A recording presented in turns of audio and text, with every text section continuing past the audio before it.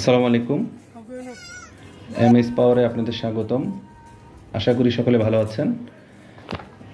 আজ আপনাদেরকে আমাদের একটি প্রজেক্ট সম্বন্ধে ধারণা দিব। প্রজেক্টটির কাজ হয়েছে হলো টেকনাফের উখিয়া রোহিঙ্গা ক্যাম্পে। এখানে হলো 18 কিলোওয়াট সোলার হাইব্রিড সিস্টেম।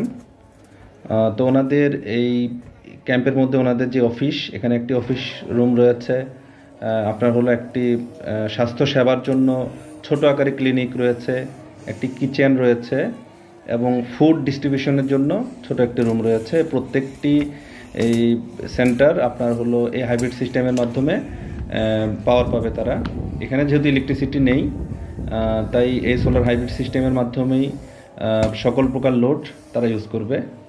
তো ওনাদের এই শেডের উপরে আসলে আমাদের এই স্ট্রাকচার, নর্মাল স্ট্রাকচারের মাধ্যমে আপনার প্যানেলগুলো স্থাপন করার কারণ হলো এখানে প্রচণ্ড বাতাস হয়, যার কারণে আমরা যদি স্ট্রাকচার এখানে দেই শেডের উপরে, সেটা হলো বাতাসে ক্ষতিগ্রস্ত হওয়ার বড় একটা ঝুঁকি থাকে, তাই তারা এভাবে বসাতে বলেছে। তো আমরা অ্যাঙ্গেলের উপর প্যানেলগুলো স্থাপন করেছি। তো এখানে আসলে যতটুকু পাওয়ার লস হচ্ছে আপনার স্ট্রাকচার না থাকার কারণে, তার তুলনায় আমাদের লোড অনেক কম। আমরা যেহেতু 18 কিলোওয়াট প্রায় প্যানেল ব্যবহার করেছি, ইনভার্টারও 18 কিলোওয়াট, সেজন্য পাওয়ারের পর্যাপ্ত পরিমাণ পাওয়ার আছে, সেজন্য কোনো সমস্যা হচ্ছে না। এখন পর্যন্ত আল্লাহর রহমতে সাকসেসফুলি ভালোভাবে চলছে এবং পাওয়ার আউটপুট আমরা ভালো পাচ্ছি। ওনারা টোটাল এখানে 30টা ব্যাটারি আপনার ইউজ করেছে। হ্যাঁ, আমরা এখানে 30টা ব্যাটারি ইউজ করেছি।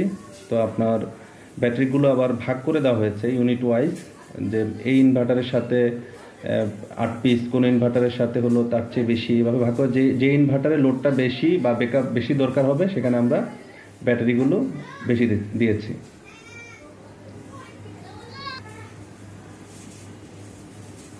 সোলার হাইব্রিড 6.2 কিলোওয়াট, এগুলো এইচ ইনভার্টার, খুব ভালো মানের ইনভার্টার। আমরা বহুদিন যাবত ইনভার্টার নিয়ে কাজ করে আসছি, আল্লাহর রহমতে এটা রেকর্ড বা এটা সার্ভিস খুবই ভালো পাচ্ছি। তবে গ্রোওয়াট বেসড বাজেটের উপর নির্ভর করবে। গ্রোওয়াটের পরের অবস্থান যদি আমরা বলি, সেক্ষেত্রে এইচ ইনভার্ট একটি খুব ভালো মানের ইনভার্টার। ছোটো আকারে আমরা ডিবি বক্স, যেহেতু এখানে 3টি ইউনিট 3টি সেক্টরে তাদেরকে পাওয়ার সাপ্লাই দিবে। আমরা প্রথম চাচ্ছিলাম পুরো 3টে ইউনিট একসাথে প্যারালাল করে আমরা একটা ইউনিট করব, সেখান থেকে ওনাদের টোটাল পাওয়ার ডিস্ট্রিবিউশন করব, কিন্তু ওনাদের আবার চাহিদা ছিল না আমাদের প্রত্যেকটা ইনভার্টারের সাথে আলাদা আলাদা আমাদের যে সেন্টারগুলো, সেখানের মধ্যে লোডগুলো প্রত্যেকটা ইনভার্টারের মাধ্যমে চলবে।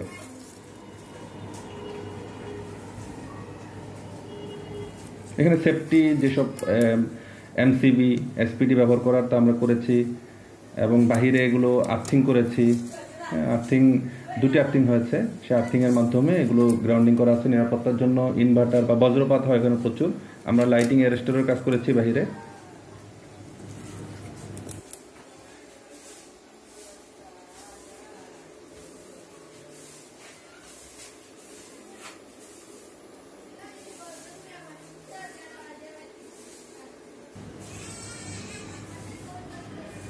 এখানে মূলত 8টি করে ব্যাটারি দিয়েছি আমরা এক একটি ইনভার্টারের সাথে, আর আরেকটির সাথে দেওয়া হয়েছে হলো আপনার অতিরিক্ত ব্যাটারিগুলো ওখানে সংযোগ করা হয়েছে, যেহেতু এটা ব্যাকআপটা বেশি দরকার ওনাদের, সেজন্য মোট 30টি ব্যাটারি আর কি এখানে।